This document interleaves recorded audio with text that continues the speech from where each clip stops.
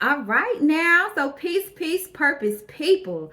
Welcome back to another day with me, y'all. If you are new to my face, I am Zavi D. Morgan. I'm a social and economic development director, as well as a small business coordinator and a program advisor. I am here to just sow seeds into your life, drop those wonderful jewels, beautiful jewels, okay, invaluable, priceless jewels for you to pick them up and just better empower your life and career, okay?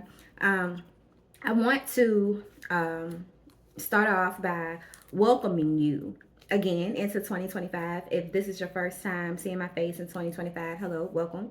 I cannot wait to celebrate the real new year with you coming up in the spring equinox. And so I'm super excited about that. But as I begin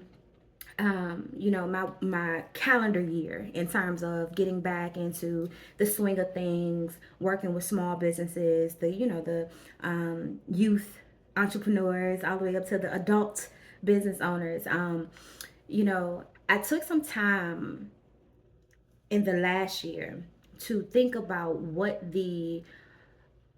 be the theme? What is the overall goal? What should that goal be for this year in terms of the entrepreneurs and small businesses that I serve in the ecosystem? And I took some time to reflect about where I was on the journey. A lot of you may know that I have been growing an enterprise for over 14 years now. Well, no, it's 15 years. It's been 15 years now. I've been growing an enterprise that includes, various industries underneath of one umbrella. It's been hard, for 14 years I did it with just my money. I had plenty ups and many downs and life happenings and all that type of stuff. And last year I actually secured my first microloan for one of the businesses, which is a nurse registry.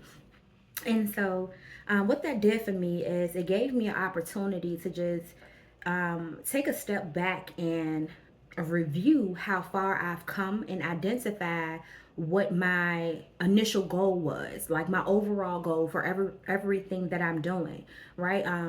That goal, the overall goal that fits any one of the businesses, that fits any mission, no matter the head I wear, because it is very the foundation of my existence. It isn't because a job pays well or some type of fad for me or just something to do or make me popular. It's not, that's not it at all. This is truly who I am at the core. And so with just getting back into that flow of things and going back into business plans, going back into journals and notebooks and what have you, if you know, what I identified is that my goal is not just to build a business. My overall mission is to increase self determination, productivity, and profitability in minority communities all across the world, right? What I advocate for is health, wealth, and wisdom. I'm all about purpose and passion. And generational wealth building is top of the list for me. It's because I want to leave behind a legacy that my children's children can be proud of. And so that's why I do what I do. That's why I am here as a vessel to support you in identifying your purpose and turning it into something that you can profit from and live prosper from it. Or helping you expand your vision or just fine tuning some things so you can make sure that you have secured the foundation and created the foundation for wealth. That's the ultimate goal at the end of it all, right? And so what what I have been led to do is to infuse that into the two. Okay. I want to make sure that I am doing my best at representing what servant leadership looks like for the Most High God and how I'm being used to educate and guide and empower the people out here in the community. And so come with me on this wealth building journey. It's time to wealth build, gone are the days that we have just created businesses or just invested in the next hottest little trend or in the service industry or whatever the case may be. Gone are those days, right? You have the talent, you have the skill, If you've been putting that business together, you've already started it, then okay, you got it operating. So now let's just make sure we cross our T's and dot our I's as it pertains to securing this business, this dream that turned into reality, securing the future, securing the future of that business, right? And the way that you do that is to think, have the mindset of generational wealth. I want this business to outlive me. If that's your desire. Now listen, for those of you who are just a startup, you haven't, maybe it's just a seed, you're in the ideation phase, you don't really know. You just had an idea, you haven't put it together yet. Please still connect with me. I'm still here for all of your general needs, but in terms of the mission, the focus this year, the specialized focus for this year, outside of just normal business services and support, is generational wealth building.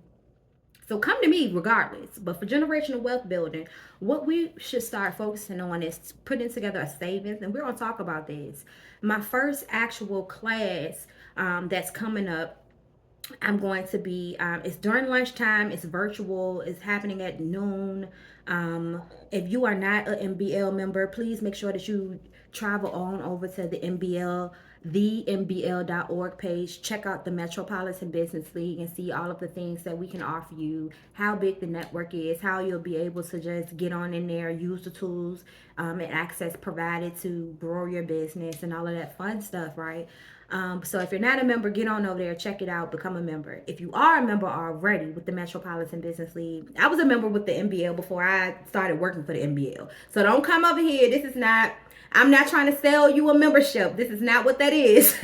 I'm offering you resources. Honestly, it just so happens God has blessed me to be in a position and also be, a part of the people that you get connect to. I don't know how to put it. You get it, pick it up. I don't know. I put it down. So but first, what we need to do to secure this generational wealth building is we need to make sure that we transfer our business out of our name as being the owner and into a trust, right? So making sure that we own nothing but control everything. Come on now. Comment down below if you know where that quote comes from. Okay, you own nothing but control everything. That's the first step.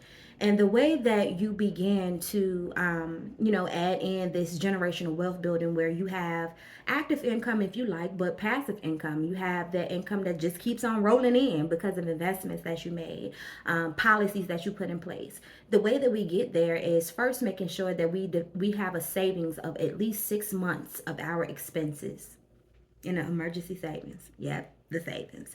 Yep. Yep, I know how I'm supposed to save. Oh my God, I'm all right. You're gonna have to figure it out. You have to figure it out. And then we'll get into it a little bit more. But keep on. So savings, okay? That's important. All right. Getting some insurance if you don't have some already. And that term life, whole life insurance, okay? We'll get into a little bit deeper about the tools, the type of insurance policies that you would need, like to borrow against the policy and have infinite banking within your trust and within your family and all of that great and amazing stuff. Listen, it's generational wealth building. I've been studying this stuff for some time now before I brought it to you. Okay, okay. Because I'm doing it for myself. I can't continue to sit here in your face and claim to be a social and economic development director or a small business coordinator or a program advisor, and the things that I know that will secure my future and help my family and help me build wealth, I don't share them with you. I don't present them to you as an option, even if this is not for you. It's my duty to present this to you as an option, or I'm not doing your business due diligence. I'm not. And don't let anybody tell you different. I don't care what they say. They can smile in your face. They can dress nice as they want to. They can smell good too. Don't let them lie to you though. When they talking, and if they are lying, just smile and say and then go on about your business and pray for them.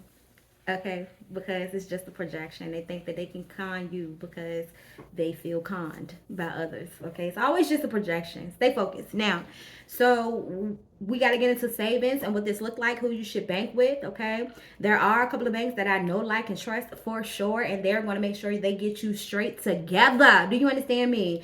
I actually had conversations with these folks already, and they were talking to me when they were talking and telling me about the tools and you know, the programs and how we can create synergy between us and provide these opportunities and resources for you all. I was like, oh, get me together then. Okay. And I won't even, I was asking for you. You understand what I'm saying? So I'm excited about it, okay? So let's, this savings, get some insurance. Let's talk about assets. Everything is an asset. Like, I even have an old 2003 Ford Expedition that I bought, okay, for $3,500, and I'm ready to sell it now, and I got me something else and all this type of stuff, and I was just ready, I was about to just sell it. And I had the revelation, thank you, universe. I had the revelation, honey, that's your asset. I don't owe a car note on it. I don't owe no tax. I don't owe anything on it. It's an asset, Zavi. So I had to do what? I had to change my way of thinking. And this is what preparing for generational wealth, this is what you're gonna have to do that. You're gonna have a mindset shift in how you spend your money and where you're spending your money. The things that you already have, the things that you already own are your assets. It does not matter. Please do not let these people confuse you into thinking that it matters to get started on building wealth and identifying your assets. Don't let these people confuse you into thinking that it matters about how big or small your asset is.